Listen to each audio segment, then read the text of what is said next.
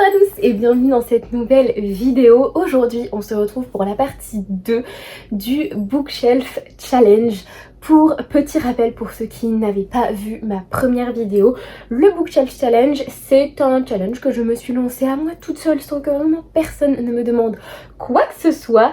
Et je me suis mis comme grande difficulté de choisir un livre sur chaque étagère de ma bibliothèque.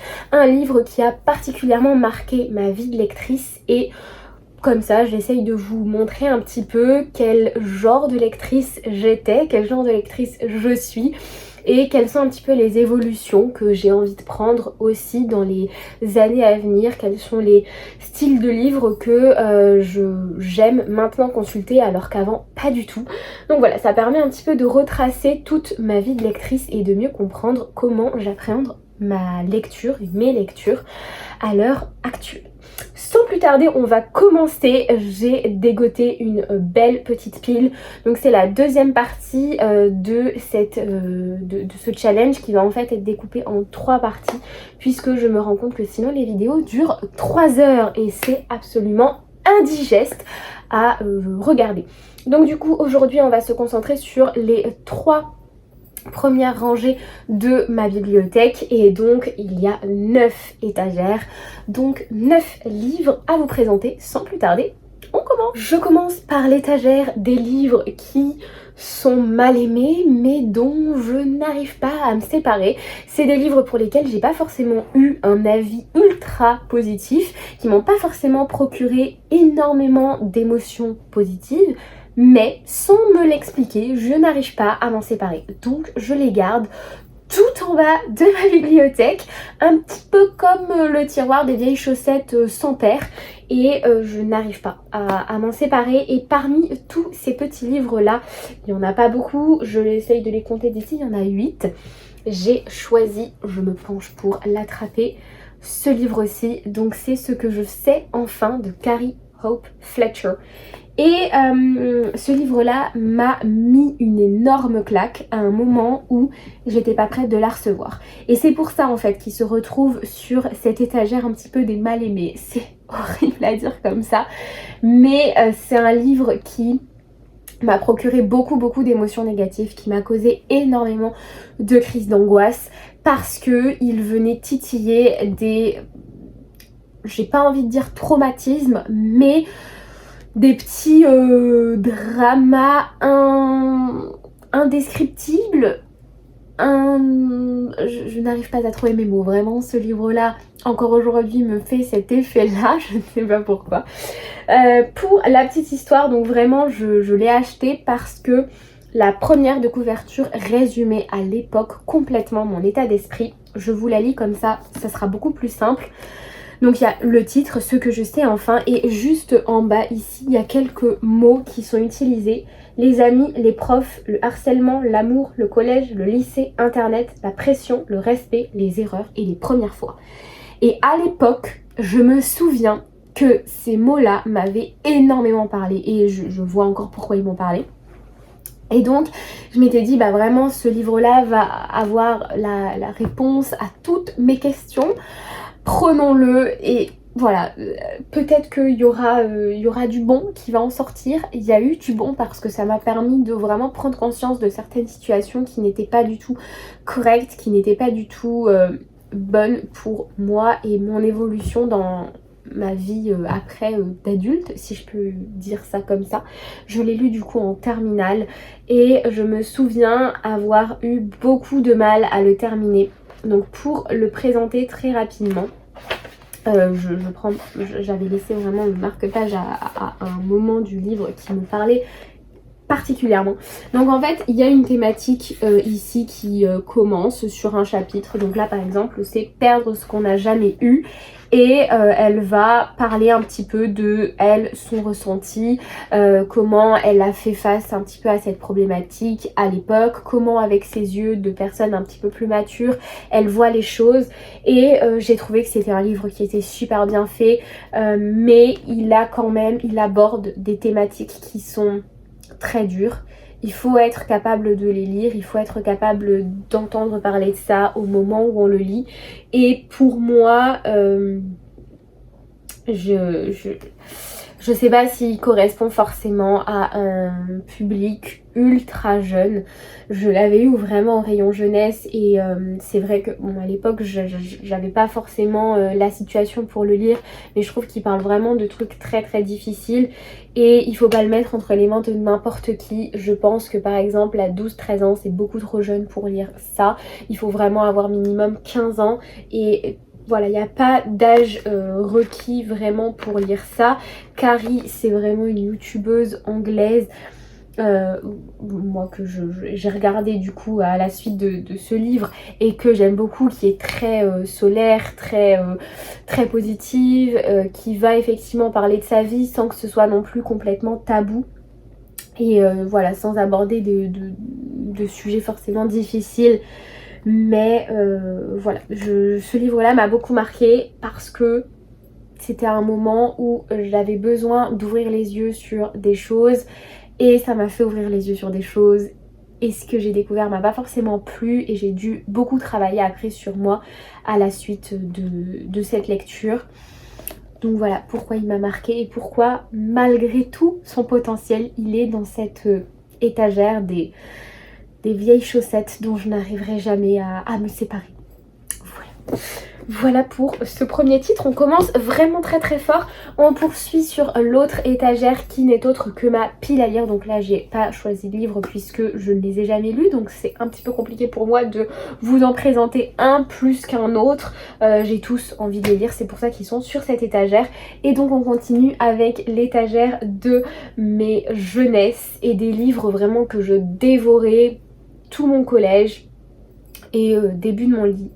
Non, tout mon collège, je dirais 6e, 5e et toute ma primaire aussi.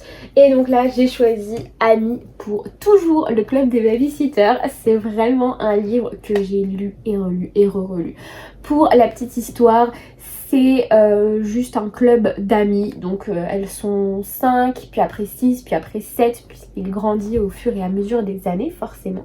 Et donc c'est un club d'amis qui, pour se faire un petit peu d'argent de poche, va proposer des services de babysitting et donc elles ont tout un tas d'ateliers, d'activités à proposer aux enfants et elles gardent les enfants de leur ville, de leur quartier. Elles ont comme ça tout un planning, etc.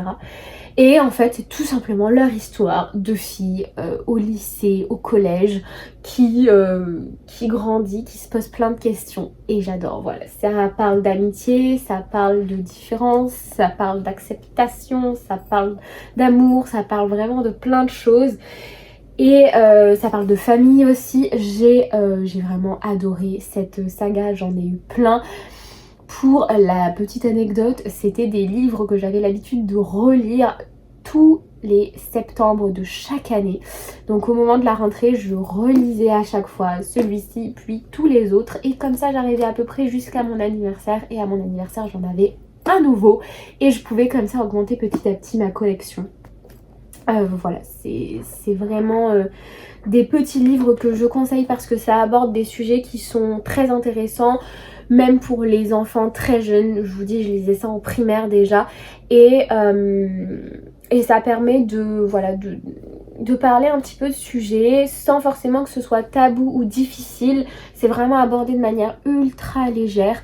Mais comme ça permet aussi aux enfants de savoir que ça existe, qu'il y a des vies différentes de la leur dans le monde. Et c'est ultra léger, ultra positif. Donc je vous le conseille c'est plutôt pour les filles pour le coup.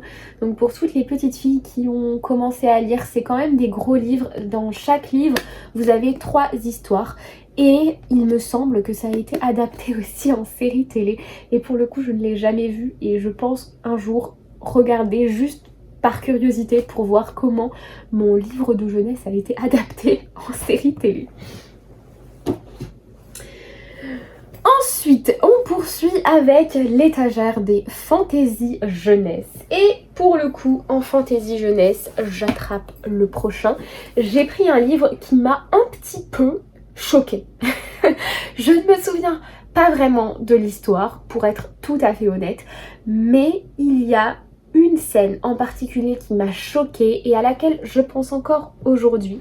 Le livre, il s'agit de La forêt interdite de Matt Haig. Et ce livre-là, ça va parler d'un frère et d'une sœur qui vont avoir un accident de voiture avec leurs parents. Et c'est ce fameux accident de voiture qui m'a particulièrement troublée. En fait, ils sont en voiture, donc en famille, avec le père qui conduit, la mère devant et les 2 enfants à l'arrière.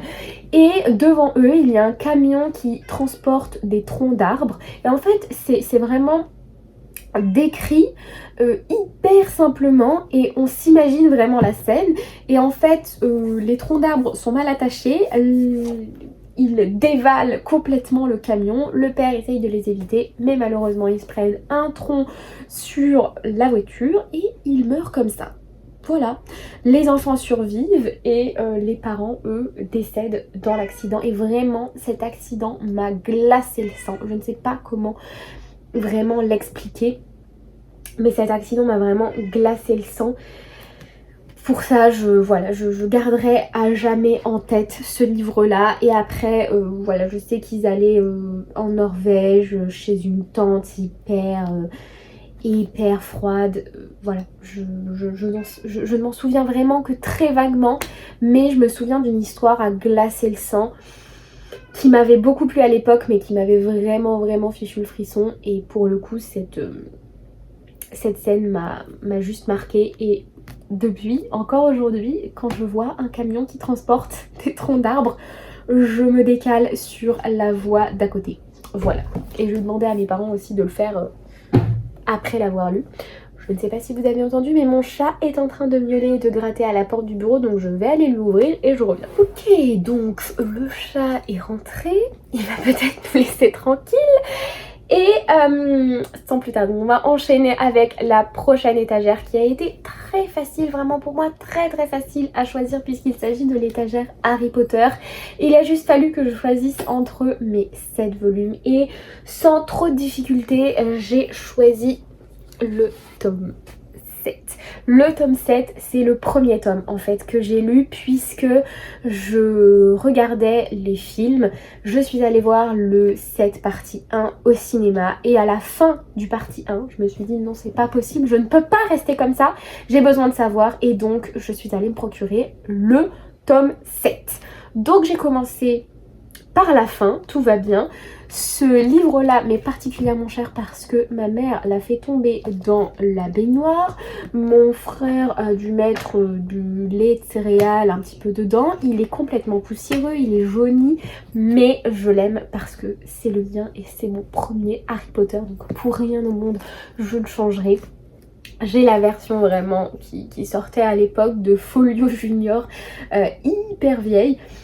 Voilà, j'adore cette version et je ne voudrais pas la changer. Est-ce que j'ai vraiment besoin de présenter Harry Potter le tome 7? Je ne pense pas. Mais voilà, pour celles qui se demanderaient, oui, j'ai trouvé que c'était très proche du film. Évidemment, j'ai préféré les livres et immédiatement après avoir terminé le tome 7, je me suis fait procurer le tome 1, puis 2, 3, 4, 5 et finalement 6. Et c'est aussi pour ça que mon tome 6 a une édition différente parce qu'en fait à l'époque je les achetais d'occasion, c'est mes parents qui me les offraient puisque j'étais encore au collège, je crois que je les ai, ouais, 6e, 5e. Et donc mes parents me les prenaient, ma mère plus précisément, me les prenait d'occasion. Donc j'ai vraiment les éditions, les premières éditions comme ça, Folio Junior, sauf pour le 6 qu'on n'arrivait plus à trouver d'occasion parce que justement la partie 2 allait sortir et donc forcément tout le monde avait déjà racheté les livres et ne les vendait plus tout simplement. Voilà. Donc celui-ci c'est pas forcément mon tome préféré mais c'est le livre qui a mis mon pied à l'étrier dans le monde Harry Potter, donc c'est évidemment pour ça qu'il est au-dessus des autres, tout simplement. On passe ensuite à mon étagère des dystopies et des dystopies que j'ai lues vraiment d'abord pendant le collège et début lycée. Les dystopies c'était vraiment le genre qui avait le plus à la fin de mon collège. Je dirais qu'après la vague Twilight, il y a eu la vague Hunger Games, Divergente, La Sélection tous ces livres-là, toutes ces dystopies. Ça a été vraiment la grosse vague. On avait les teams, on avait, voilà, chacun avait son avis, chacun débattait un petit peu de ce qu'il pensait qu'il allait arriver dans les tomes qui venaient. Vraiment, on s'arrachait les tomes à la sortie. C'était vraiment ce qui fonctionnait le plus en fait, tout simplement à l'époque. Et parmi toutes les dystopies, j'ai décidé de mettre celle dont je parlais le moins à l'époque, dont je parlais le moins avec mes amis, que j'ai eu par contre pour l'obtention de mon brevet. Et il s'agit des Chroniques lunaires de Marissa Meyer. Donc là j'ai le tome 1, Cinder, c'est d'ailleurs les éditions, les anciennes éditions, premières éditions. Et c'est une saga dont j'entends énormément parler évidemment en vidéo, mais dans ma vie quotidienne à l'époque on n'en parlait pas du tout et j'avais l'impression que c'était un petit peu mon monde à moi, un petit livre comme ça que je lisais et que moi seule connaissais. Je me suis quand même vite rendu compte que j'étais pas la seule à avoir découvert cette petite beauté, mais j'adorais vraiment cette saga. Et pour la petite histoire aussi, le tome 2 se passe à Toulouse et c'est là où j'ai fait mon lycée, où j'ai fait mon collège, donc du coup voilà, c'était en plus de ça un petit rappel de, voilà, pour moi c'était complètement fou qu'un livre international parle de ma ville. J'avais l'impression d'encore plus connecter avec le personnage et c'est aussi mon tome préféré, le tome de Scarlett. C'est vraiment, voilà, le personnage de Lou est incroyable. Pour ceux qui seraient passés à côté des Chroniques lunaires, même si c'est quand même assez massif comme saga, en fait le concept c'est de reprendre les contes Cendrillon, le chaperon rouge, le petit chaperon rouge, Cresse donc ses réponses, on a aussi Blanche-Neige et c'est de les reprendre et de les mettre un peu à la sauce dystopie. Donc là par exemple Cinder c'est une cyborg qui va évidemment tomber amoureux du prince, sauf que elle voilà, c'est une cyborg et non pas une humaine et c'est un petit peu plus compliqué que voilà, juste deux humains, deux cyborgs. Voilà, les cyborgs sont un peu mis à l'écart, c'est un petit peu les esclaves, en tout cas dans mon souvenir. Je regarde juste le résumé, mais vous voyez la ville ça s'appelle vraiment New Beijing, donc on a cette idée que la Chine a un petit peu pris le pouvoir un petit peu partout. Bref, c'est une saga qui est quand même aussi très engagée sur beaucoup de points politiques et je me souviens que c'est vraiment une dystopie qui va un petit peu plus loin, en tout cas selon moi, que Hunger Games. Je trouve qu'il y a un travail sur la prise de position et la dénonciation de certaines idéologies, certaines pratiques qui est vraiment beaucoup plus marqué dans cette saga plutôt que dans les autres dont tout le monde parlait à l'époque. Donc celle-ci en plus je pense a très bien vieilli et pour la petite histoire je n'ai toujours pas lu le tome 4, il faudrait quand même que je m'y mette parce que j'ai quand même très envie d'avoir le fin mot de cette histoire. Mais voilà, Cinder, dystopie incroyable pour moi. En dystopie, toujours, j'ai encore une deuxième case et c'est plus des dystopies que j'ai lues au lycée. J'ai décidé de vous présenter une dystopie dont j'ai vraiment très peu entendu parler et qui, moi, m'a énormément marqué.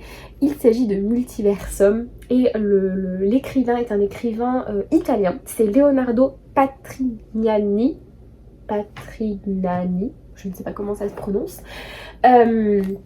Et donc pour la petite histoire, on va suivre Alex et Jenny qui vivent à deux endroits différents et qui vont être liés par un multivers. Donc ils arrivent à se voir, ils arrivent à se connaître et à connaître vraiment tout absolument de leur vie à travers ce multivers et ils traversent comme ça l'espace et le temps. C'est en tout cas ce dont je me souviens. Forcément c'est quelque chose qu'ils ne comprennent pas, qu'ils ont du mal un petit peu à visualiser, qui va évidemment perturber le monde tel qu'ils le connaissent. C'est très philosophique, c'est une histoire d'amour principalement, on n'est pas du tout sur sur des dénonciations de politique ou ce genre de choses, c'est vraiment beaucoup plus doux.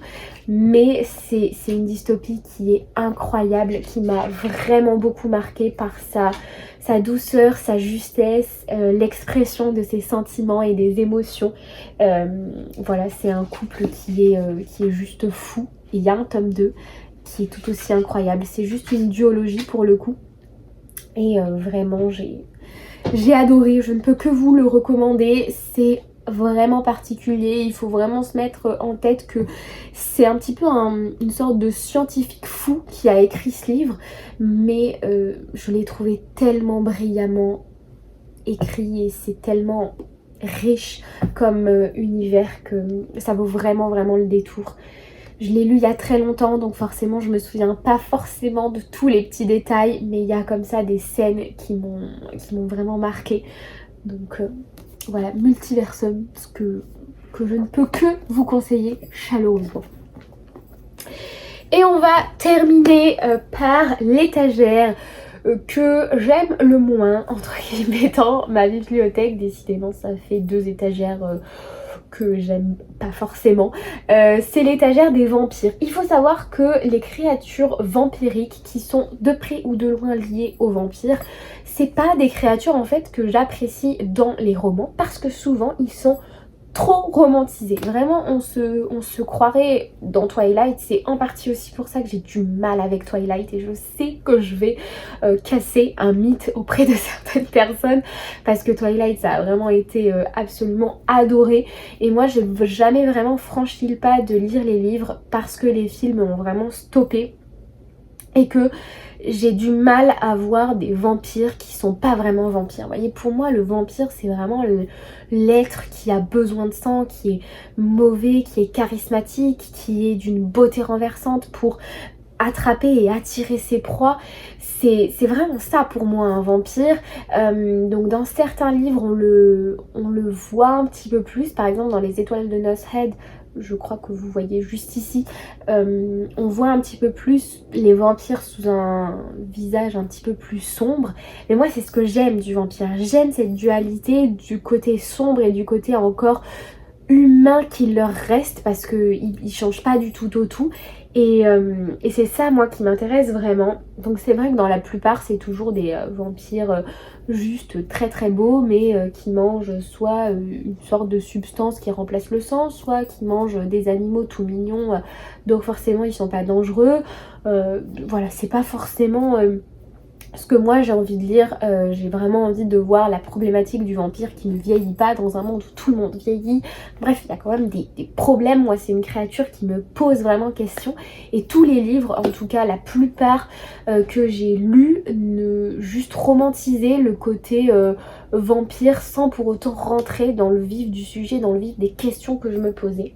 Et il y en a un quand même que j'attrape à l'instant qui m'a vraiment retourné le cerveau et que j'ai vraiment beaucoup aimé parce que pour le coup on parlait d'un vrai vampire qui voilà avec ses mauvais côtés, ses côtés ultra sombres, ultra obscurs mais qui pourtant vivait dans un monde humain et qui devait s'adapter.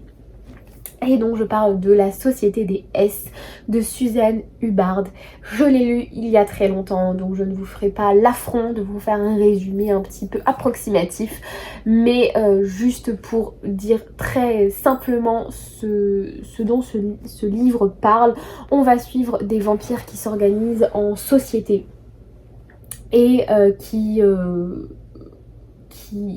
va mettre un petit peu en péril l'équilibre entre les vampires et les humains, puisque les vampires vivent évidemment cachés. Voilà, cette société s'en assure, en tout cas dans mes souvenirs. Et du jour au lendemain, l'héroïne va apprendre qu'on lui a menti puisque son père fait partie de cette société-là et en fait elle n'était pas du tout au courant de ça. Et donc ça va partir complètement en sucette, clairement. Et on va vraiment avoir affaire à des vampires qui sont des vrais vampires, quoi, qui sont des personnes ultra sombres, qui fonctionnent pas forcément de la même manière que les humains, qui n'ont pas la même vie que les humains. Et dans mes souvenirs, on va avoir une ambiance qui va se rapprocher un petit peu de Night School.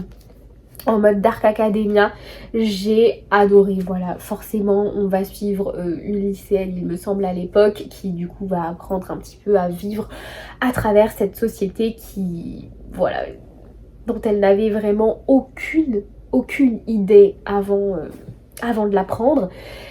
Et voilà, on va la suivre à travers toutes ces péripéties. J'ai vraiment adoré, c'est une duologie, en tout cas moi j'ai lu 2 tomes et je trouve qu'on devrait s'arrêter là. Peut-être que l'écrivaine en a écrit plusieurs et je ne suis pas au courant. En tout cas, la duologie que j'ai lue est vraiment très bien écrite. Il y a un petit peu de romance pour celles et ceux qui aiment sans que ça prenne trop le pas sur l'intrigue.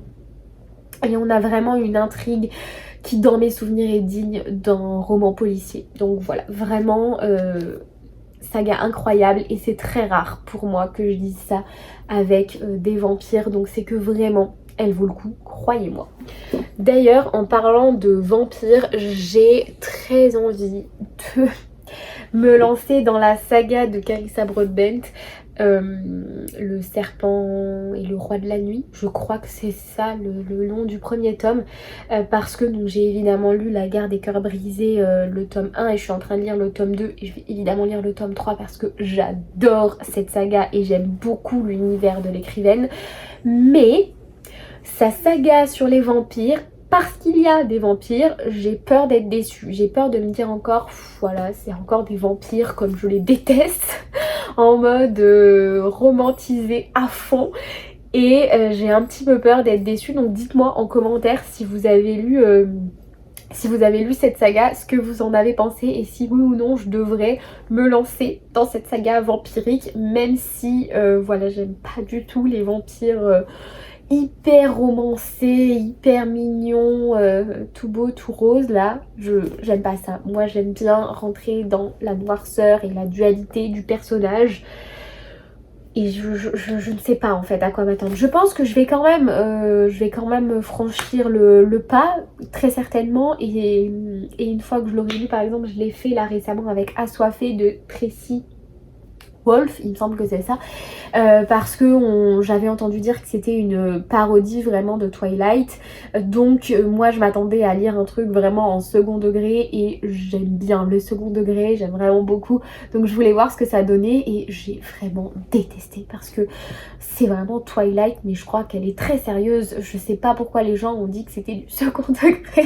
Parce que vraiment, on est sur quelque chose de très premier degré selon moi. Il n'y a pas beaucoup de blagues, vraiment c'est ouais, c'est encore très moi je dis cuculapraline, mais c'est un peu ça je trouve. Donc écoutez, voilà pour ma première sélection du coup de mes 3 grandes bibliothèques. J'aurais fait un ratissage assez large de ce que je lisais vraiment en primaire et collège. Début lycée, mais vraiment tout début lycée, ça c'est vraiment ce que je lisais en primaire et collège. C'est des livres que vous pouvez acheter les yeux fermés parce que vraiment ce sont de très bons ouvrages qui ont une vision de la vie qui est très enrichissante, qui permet de faire avancer les choses, de faire avancer un petit peu la construction et qui moi en tout cas en tant que jeune adulte aujourd'hui qui m'ont vraiment construite, qui m'ont apporté des points de vue, qui m'ont apporté des théories, des façons de penser et des questionnements aussi qui m'ont vraiment permis de me poser des questions sur le monde qui nous entourait, sur les relations, la façon de voir la vie. Et moi c'est vraiment ce que je cherchais aussi à l'époque quand j'étais plus jeune. Je cherchais des personnes avec qui discuter de sujets dont j'avais même parfois pas forcément idée et ces livres-là m'ont permis aussi de commencer à avoir des discussions avec les personnes qui m'entouraient, donc mes amis, mes parents, mon frère, bref, tout ça. Donc voilà un petit peu pour ma sélection. J'espère que cette vidéo vous aura plu. J'espère vous retrouver aussi très nombreux pour la 3e et dernière partie de ce challenge que franchement j'aime beaucoup parce que il me permet de me replonger dans les lectures que je faisais il y a très longtemps. Donc voilà, là on va vraiment arriver sur les livres que j'ai lus beaucoup plus récemment, donc ça sera évidemment beaucoup plus riche en informations. J'aurai des choses un petit peu plus tangibles à vous dire, autre que il est génial, je vous le conseille à 100%. Et voilà, écoutez, je vous retrouve du coup la semaine prochaine pour parler également lecture. En attendant, je vous souhaite de très belles lectures. J'espère que vous êtes en train de lire un ou plusieurs ouvrages qui vous plaisent énormément. Et je vous dis à très vite. Ciao!